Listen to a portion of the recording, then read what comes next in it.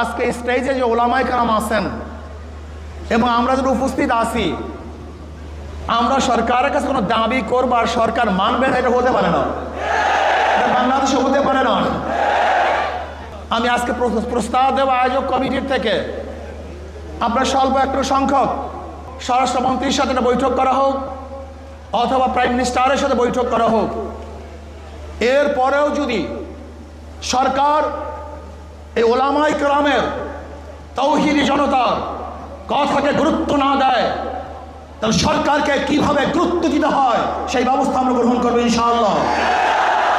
তারা ভাইয়ের আমার, আমরা ঐক্যবদ্ধভাবে যদি এই হিজবুত তাওহীদের এই বেঈমান ওর বিরুদ্ধে আন্দোলন করি, সংগ্রাম করি, তাহলে বাংলাদেশে কোনো জায়গায় কাজ করবে এরকম কোনো জায়গা বাংলাদেশে ওর জন্য থাকবে না। সমস্ত জায়গা বন্ধ করা হবে, ওর প্রদর্শনা বন্ধ করা হবে, ওর কাজ বন্ধ করে ইনশাআল্লাহ হকের দাওয়াত গোটা বাংলাদেশে আমরা ছড়িয়ে দেব। যদি ভবিষ্যতে আপনাদেরকে আবারও ডাক দেওয়া হয়, অবশ্যই ইনশাআল্লাহ আজকে যেরকম আগ্রহ করে এখানে এসছেন, ভবিষ্যতে আসার জন্য প্রস্তুত থাকতে হবে।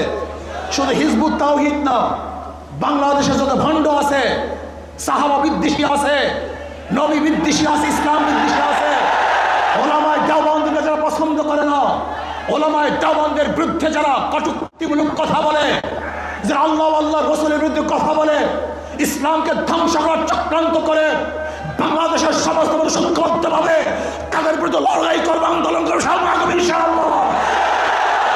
এই জন্য আসুন ঐক্যবদ্ধভাবে সবাই মিলে জিলে ইসলামের দুশমনের বিরুদ্ধে আন্দোলন করব, সংগ্রাম করব।